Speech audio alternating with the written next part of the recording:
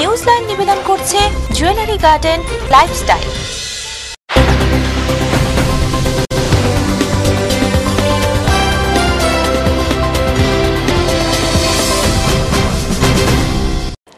নমস্কার, আপনারা দেখছেন TV7 নিউজলাইন নিয়ে আমি বিজয়লক্ষ্মী আছি আপনাদের সঙ্গে। চোখ রাখবো এই মুহূর্তের বিশেষ খবরের উপর।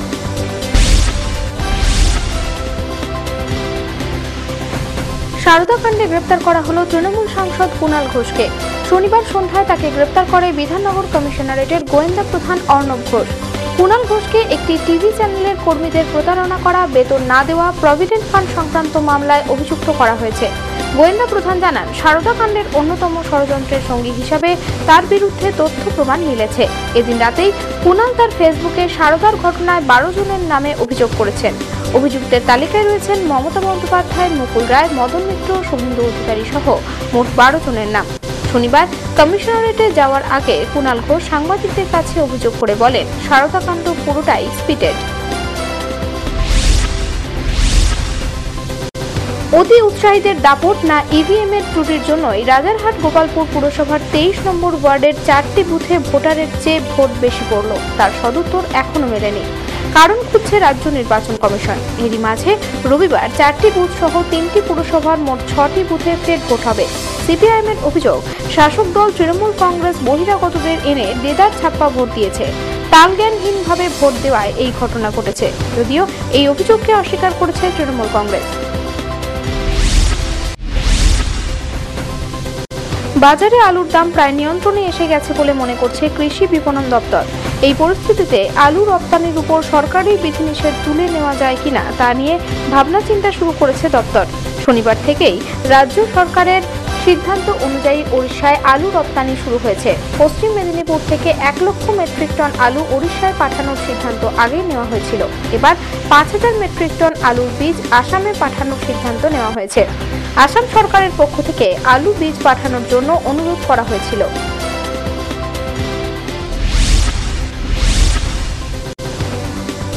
ছাত্রনেতা সুদীপ্ত গুপ্তের মৃত্যু হয়েছে দুর্ঘটনাতেই। ম্যাজিস্ট্রেটের দেওয়া রিপোর্টে মৃত্যুর কারণ হিসেবে একথাই উল্লেখ রয়েছে বলে পুলিশ সূত্রের খবর। যদিও রাজ্য মানবাধিকার কমিশন জানিয়েছিল, গাফিলতির কারণে পুলিশ হেফাজতে মৃত্যু হয় সুদীপ্ত।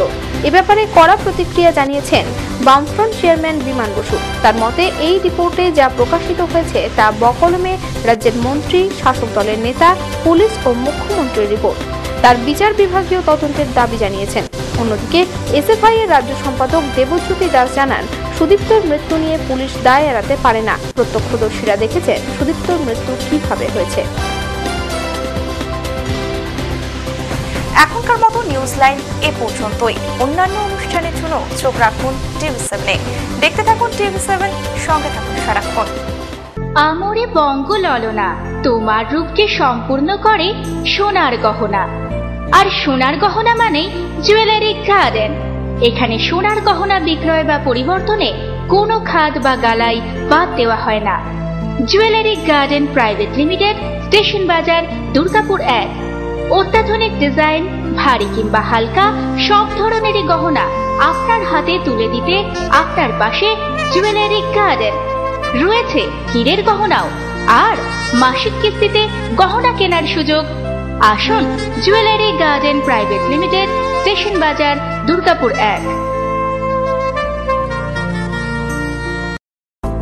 कानों में झूमते हैं, गर्दन चूमते हैं, कलाइयों में खनकते हैं, माथे पर चमकते हैं, उंगलियों पे इतराते हैं, कमर पे बल खाते हैं।